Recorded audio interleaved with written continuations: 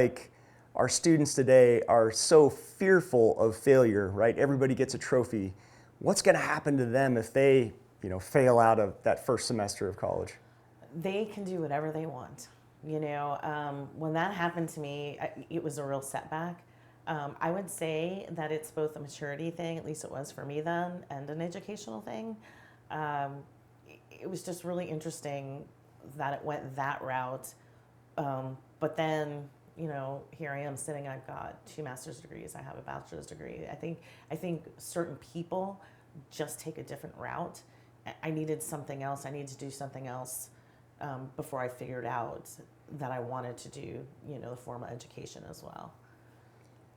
Across every chapter of your life, what part of who you are has never changed? My determination. I believe that's probably not changed. I would say I really haven't changed. I won't fail out of anything anymore. But if it happens, I'm going to keep going. I think with me, it's the determination or the grit. Is sort of the buzzword now. To have that grit, to just do anything.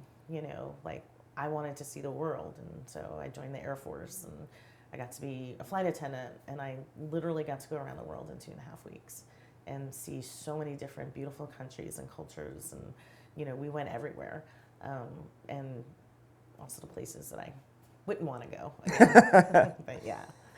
What age were you when you developed that chip on your shoulder, that resilience, that experience?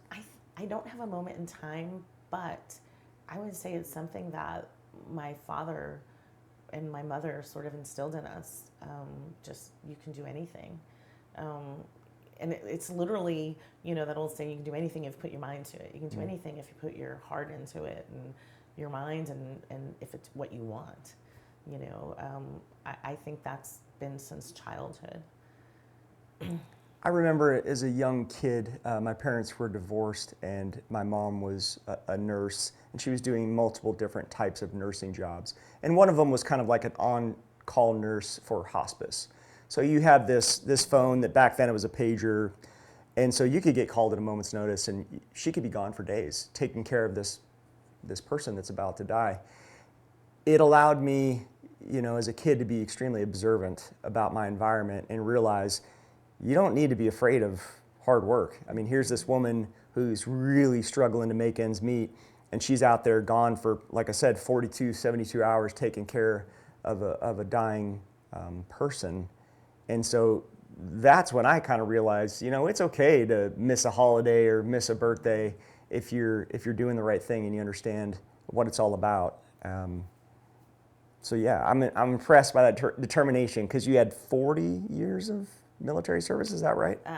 37 and 2 days. 37 and 2 days. A lot of our listeners aren't even 37 years old, and you've spent all that time serving. So, as a young woman serving as a flight attendant, literally seeing leadership from above, what did that environment teach you early about trust and responsibility?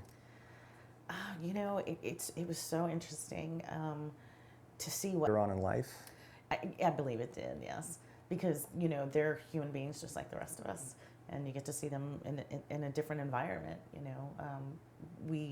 But again, they would never stop, and like they had that determination as well. They were always working, even on a plane, sleeping, resting, and then getting right back to it. And it was just really impressive to see our leadership in all the capacities doing those things.